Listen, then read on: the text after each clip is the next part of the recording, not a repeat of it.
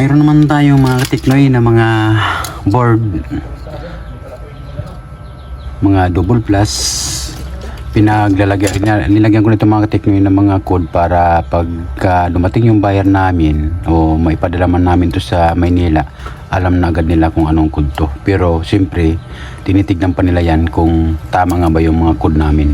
Ayan, mas maganda yung mga katiknoy na lagyan natin ang code, tas alam din natin ang code para siyempre hindi naman natin sali na lahat ng mga buyer natin.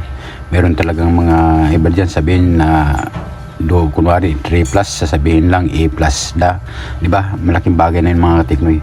So yung mga katiknoy, ipapaliwanag ko nun sa inyo po kung bakit po binibili po ang motherboard. Ano ba talagang mahalaga dito sa mga motherboard, kung bakit ba nila binibili. Para sa akin ito mga katiknoy, disclaimer lang po itong video na ito mga katiknoy.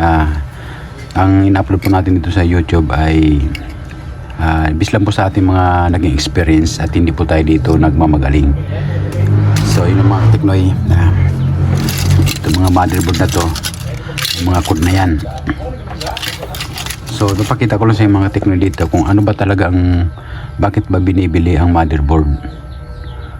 So marami nagsasabi sa amin na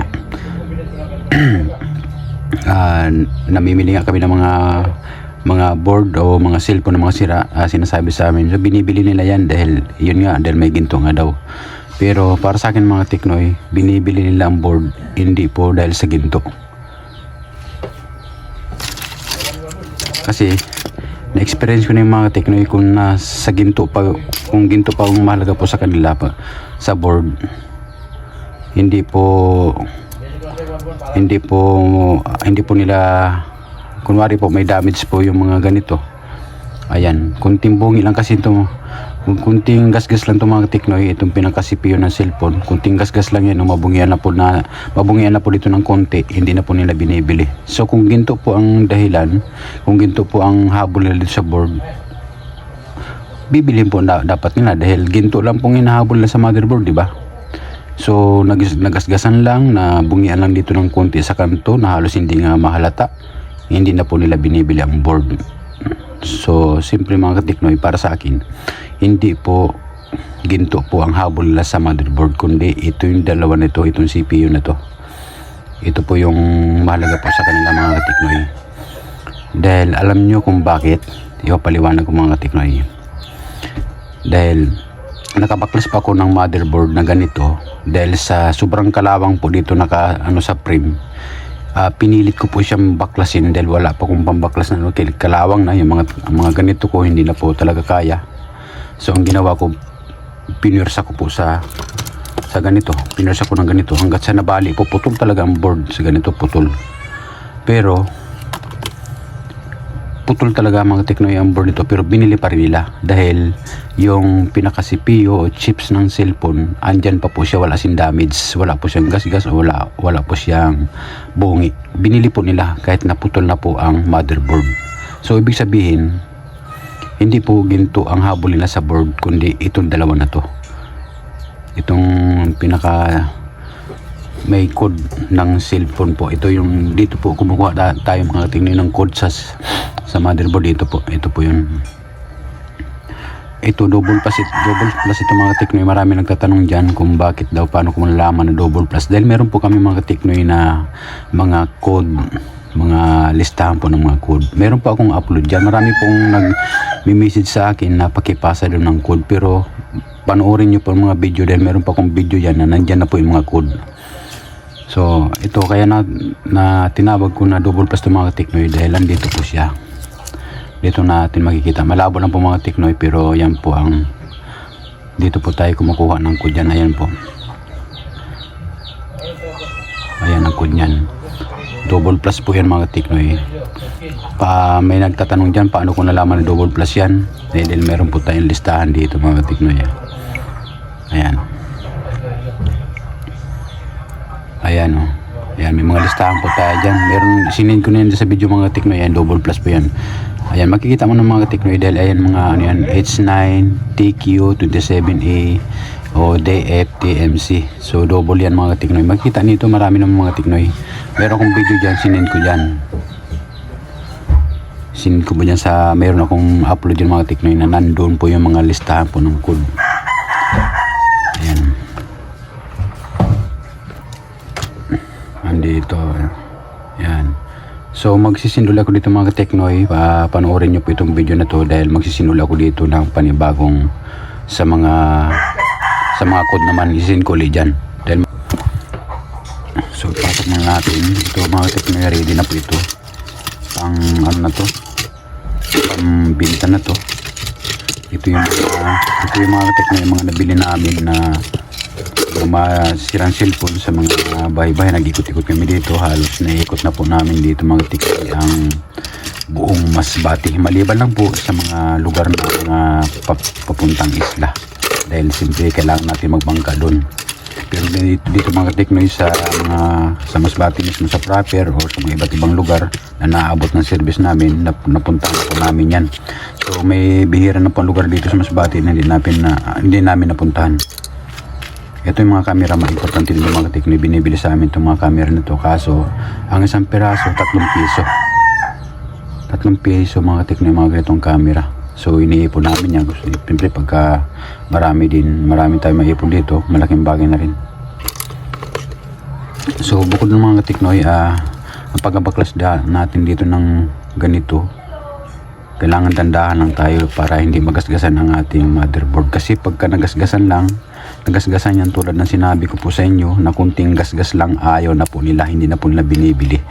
So kung gold po ang importante sa kanila, dapat binibili po nila yan dahil nagasgasan lang naman yan eh. Nandun pa rin yung gold doon eh, di ba? Nandun pa rin ang gold, nagasgasan lang naman, nabungian lang naman ng konti, hindi na nila binibili. So kung gold ang habol nila, bibilin pa rin nila dahil gold ang habol nila eh. Ano naman ang kinalaman nung kung nagasgasan lang yun o nabungian lang ng konti kung gold ang hanap nila. So ang hanap nila mga Teknoy, ang pinaka-importante kung bakit nila binibili ang motherboard, dahil po dito sa chip ng cellphone, sa CPU. Yan po ang dahilan kung bakit nila binibili ang motherboard. Ito po ang CPU po ang pinaka-importante po yan. Hindi po dahil po sa ginto. Ito po ang binibili nila. Ito ang pinaka-importante. Na kahit naputol yan, basta dito pa yun, walang damage sa pinaka-CPU ng cellphone, binibili po nila yan mga Teknoy. Yan lang po ang may babahagi ko mga Teknoy. Para sa akin lang yan mga Teknoy. Sa mga Larry Boy. Ayos ang Larry Boy. Sipag nyo Larry Boy. Nag-i-give sila Larry Boy.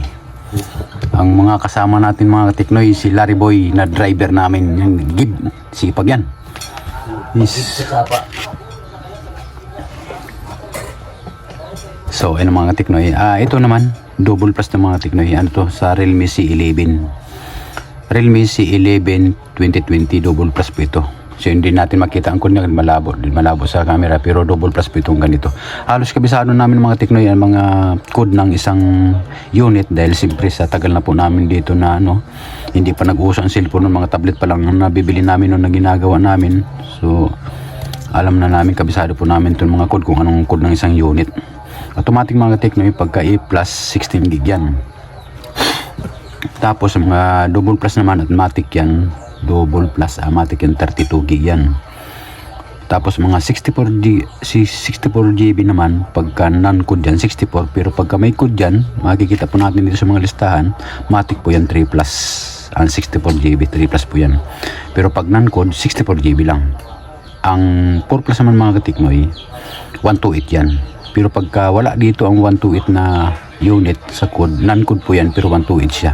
Pero pagka pumasok ang 128 sa 4 plus, mas maganda dahil mas ibang presyo po ng 4 plus kisa 128 lang.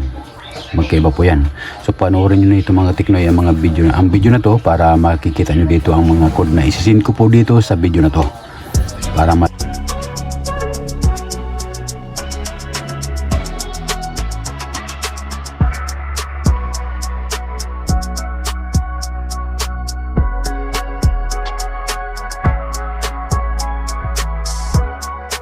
na to, para malaman nyo po mga Teknoy. Kasi marami po nagsasabi, bakit binibili ang mga motherboard? Ano bang ginagawa nila dyan? So ito na po mga Teknoy, pinaliwanag ko na. Para sa akin ito mga Teknoy, disclaimer na pong video na to. Best lang po sa akin mga naging experience kung bakit binibili ang motherboard, kung ano ba talaga ang mahalaga dito. So para sa akin mga Teknoy, ito. Dahil pag nagasgasan mo lang yan, nabungian mo lang ng kunti, hindi na nila binibili. So kung ginto ang habol nila, kahit nagasgasan yan, okay lang dahil andyan pa rin ang ginto. Kung ginto man ang hinahabol nila, nagasgasan lang naman yun, nabungian lang yan, andyan pa rin ang ginto. Kung ginto talagang habol nila, di ba? Bibilin pa dapat nila, pero hindi. Magkunting gasgas lang o bungi dito, hindi na. Sayang kung ma-damage po ang board, na sayang kung 4 plus ma-damage yun, so hindi na. Sayang ang motherboard. Ay siyempre ang double plus ngayon, ay ang 4 plus ngayon magkano na, nasa 970 ang 4 plus. So kung ma-damage yan, zero balance. So mayroon man mga katiknoy nito, kaya ang iba ang mga code nito na tinatawag na mga karamihan sa mga board nito, di ba mayroon tatlo sa mga Infinix, mayroon din dito sa kabila, bali 3 ang chip. So non-code yan mga katiknoy, non-code. Pakita ko po sa inyo, meron tayo dito mga non-code na ay ito. Karamihan sa mga Infinix o mga Tecno, ayan, mga double tatlong chip mga Tecno, ito 128 yan, non-code to pero 128 siya. Ayan o, dahil isa dito, dahil pagka wala dito ang code niya mga Tecno dito, dalawa yan pagka wala dito, matik yan dito yan. Ayan o, siyempre dalawa na ito, isa dalawa, hindi ko na binuksan to dahil kabisado ko na itong code nito kung 128 ito mga Tecno, kaya hindi ko na ito binaklas. So dito lang natin titignan sa mga Infinix to mga Tecno. So ayan, kung makikita nyo dyan, picturean nyo ng cellphone yan, tapos i-zoom na lang nyo, makikita nyo dyan, may nakalagay dyan 128 mismo sa cellphone na yan, o kaya 256 dyan, dito nyo makikita. Karamihan sa mga Tecno or Infinix, dito nyo makikita ang code yan sa kabila. Kung wala dito sa dalawa na to, karamihan naman ito non-code mga ganito, bihira lang po nagiging 4 plus nito o 3 plus na karamihan ito non-code din. 256 may tsambahan dito mga Tecno, may 256 dito sa kabila nyo makikita yan. So yun lang mga Tecno.